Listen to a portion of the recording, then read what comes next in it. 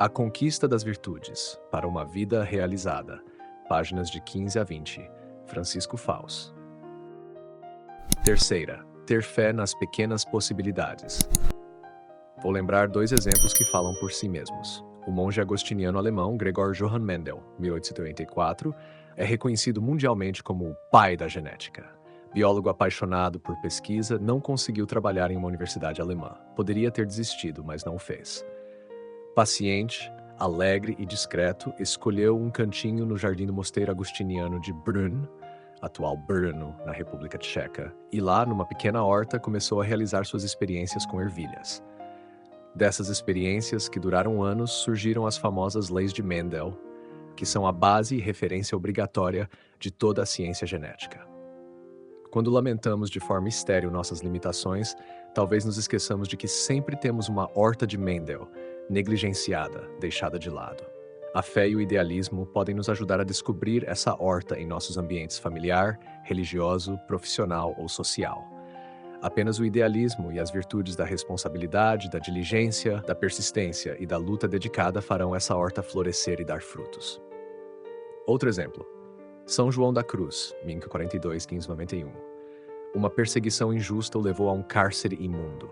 Todos os dias era chicoteado e insultado. Mal se alimentava e suportava frios e calores extremos. Para ler um livro de orações, precisava erguer-se nas pontas dos pés sobre um banquinho e aproveitar um fio de luz que se filtrava por um buraco no teto. Pois bem, foi nesses meses de prisão em um cubículo infecto que alcançou o perfeito desprendimento, atingiu um grau indescritível de união com Deus e compôs, inundado de paz, as obras Noite Escura da Alma e Cântico Espiritual, consideradas dois dos maiores ápices da mística cristã. Quando acabou essa terrível provação, referia-se aos seus torturadores com sincero agradecimento, chamando-os de meus benfeitores. Entende? Por mais limitações que alguém tenha, um cristão pode viver todas as virtudes, tornar-se santo e irradiar mais bem no mundo do que as figuras que recebem destaque nas páginas dos jornais. Quarta, descobrir o sentido vocacional das limitações. Cometem um erro terrível aqueles que, por sofrerem uma limitação mais séria, julgam que suas vidas não têm valor e caem no que São José Maria Escrivá chamava de a mística do ser. Perdem-se na amargura de imaginar o que poderiam ter sido, se não tivessem aquela desgraça. Ah, se eu não fosse doente. Ah, se eu tivesse forças para trabalhar como fulano. Ah, se eu não tivesse essa dificuldade para estudar. Com essas nostalgias, com esse mundo interior de inveja e lamentações, perdem as virtudes, porque não as praticam e desperdiçam suas vidas. No entanto, é somente na vida real que podemos descobrir a vontade de Deus e, portanto, nossa vocação cristã para a santidade em cada momento. Como era tocante a alegria que São José Maria transmitia a muitos doentes graves, ao lembrar-lhes, Deus agora lhe pede que santifique sua vocação de doente. Ele os ajudava a enxergar que o Senhor contava muito com eles, como um tesouro, como uma poderosa fonte de energia espiritual para o bem da Igreja e do mundo, simplesmente pelo fato de aceitarem e oferecerem a Deus com amor seu sofrimento, unindo-o à cruz de Cristo. Notas explicativas. 1. São João da Cruz. Conhecido por sua profundidade mística, São João da Cruz escreveu sobre a purificação da alma e a união com Deus, especialmente em seus textos como Noite Escura da Alma e Cântico Espiritual. Ele viveu uma vida de grande sacrifício, que reflete em sua obra espiritual. 2. São José Maria Escrivá. Fundador do Opus Dei, ele promovia a busca da santidade nas atividades diárias, enfatizando que qualquer pessoa, em qualquer situação, pode encontrar a vontade de Deus e viver uma vida santa. 3. Leis de Mendel. As descobertas de Gregor Mendel formam a base da genética moderna. Suas experiências com ervilhas levaram ao entendimento dos padrões de herança genética, o que revolucionou a biologia.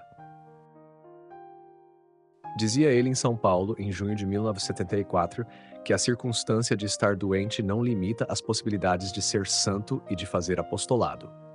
Padre, eu estou doente. Por isso mesmo, os doentes são filhos de Deus muito amados. Têm mais ocasiões do que qualquer outro de oferecer ao Senhor 1000 coisas, de sorrir. E logo recordava os anos em que sofreu de um diabetes grave. Referindo-se a si mesmo na terceira pessoa, dizia: conheci um pobre homem, um pecador, que durante 10 anos foi diabético, muito doente. Podia morrer de um momento para outro. Quando sorria, e sorria quase sempre, custava-lhe muito, mas é preciso sorrir. É preciso tornar a vida amável aos outros. Só com isso, você atrai as almas. O momento mais grave dessa doença ocorreu em Roma, em abril de 1954. Naquela época, os alunos do Colégio Romano da Santa Cruz, Centro Internacional de Formação do Opus Dei, conviviam com ele e o viam quase todos os dias. Sua fé, seu espírito de oração constante, sua dedicação incansável, seu esquecimento de si mesmo, mesmo quando estava exausto, a vibração com que falava de Deus, o carinho com que sempre nos recebia, a solicitude por todos e cada um de nós, éramos mais de 100. Tudo isso, ungido por um sorriso sereno, nos arrastava para Deus e para o desejo ardente de dar a vida para servir a igreja e as almas. Essas eram as virtudes de um santo limitado. Limitações? Não. Definições. Exatamente como os limites de um terreno definem o que se pode fazer nele. E mesmo que seja pequeno, pode-se erguer ali um monumento genial de arquitetura ou um jardim de beleza única, que imortalize seu criador. 6. Máscaras de virtudes. Falemos mais sobre os defeitos. Pode ser desagradável, como entrar em um túnel, mas é necessário para que possamos depois sair ao ar livre das virtudes. O dicionário nos diz claramente que a palavra defeito pode significar tanto deficiência, portanto, limitação física ou psíquica, quanto imperfeição moral ou vício. Este segundo sentido é o que nos interessa agora. Nossos defeitos no campo moral ou são imperfeições, isto é, virtudes falhas, insuficientes, ou então são vícios, que são hábitos contrários às virtudes. Por exemplo, o vício da gula é o hábito contrário à virtude da temperança.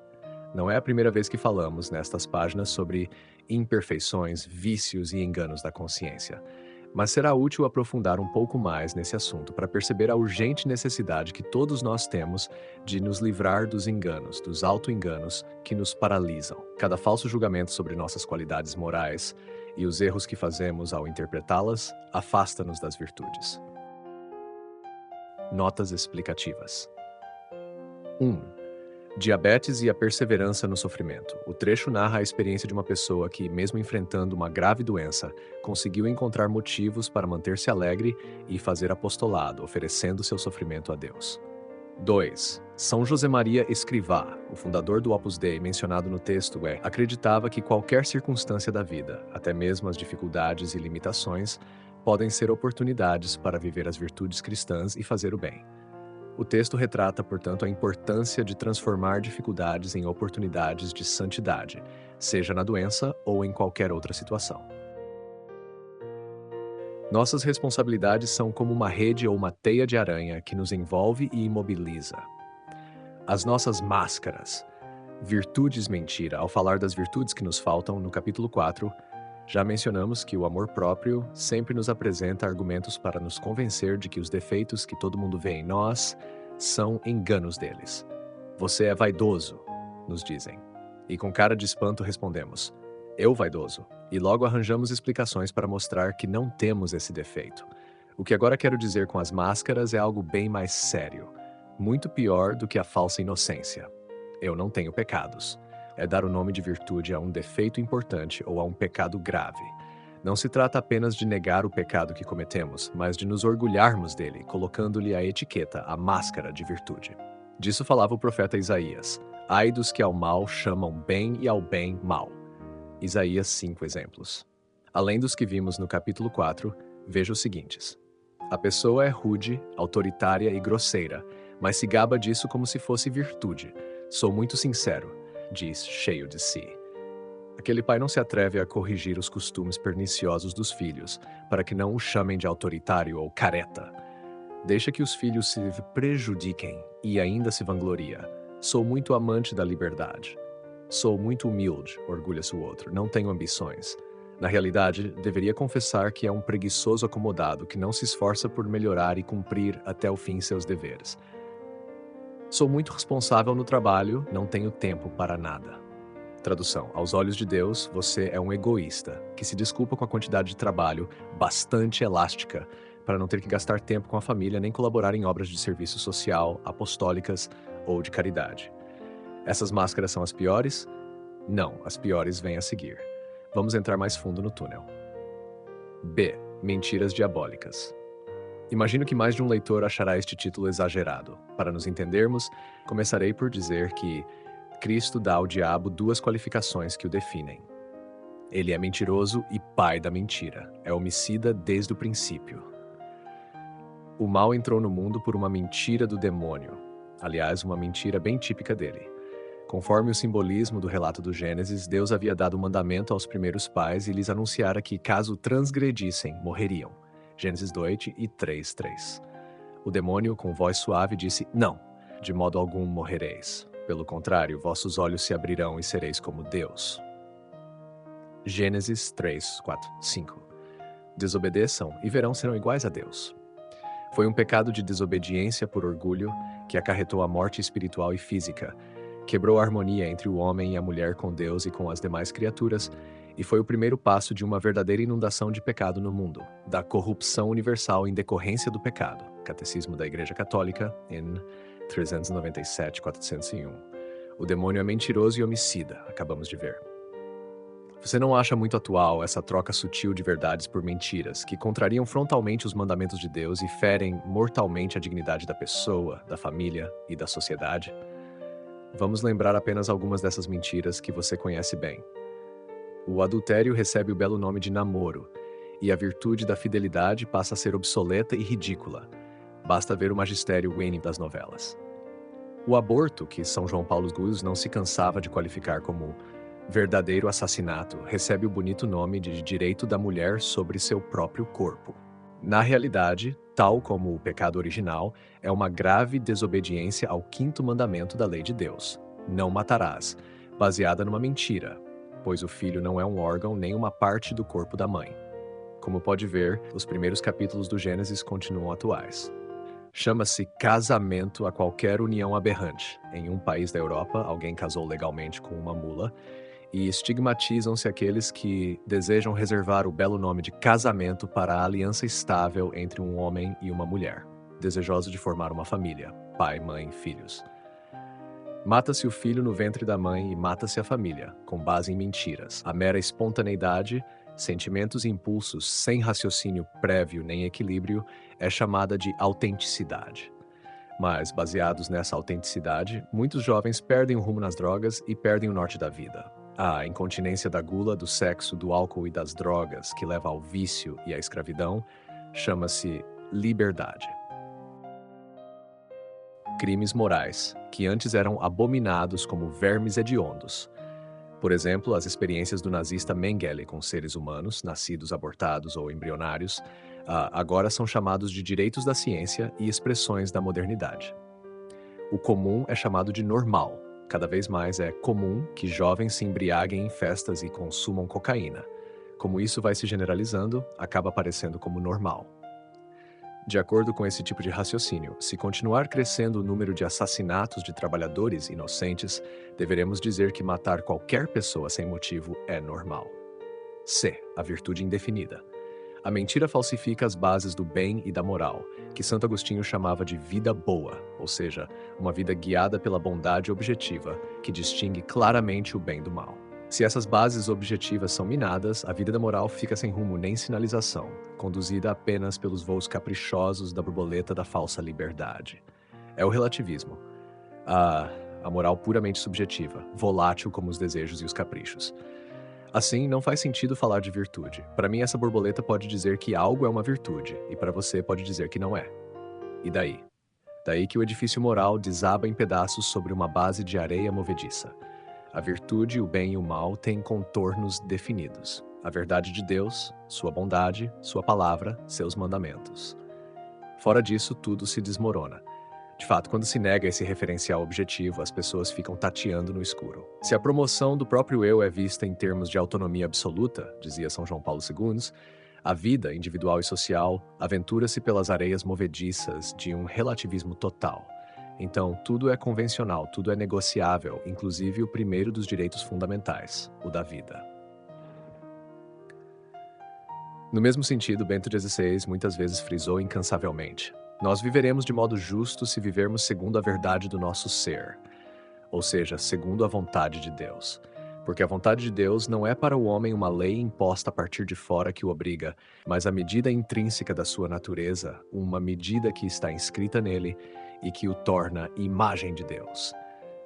Se nós vivermos contra a verdade, contra Deus, contra o amor, então nos destruiremos.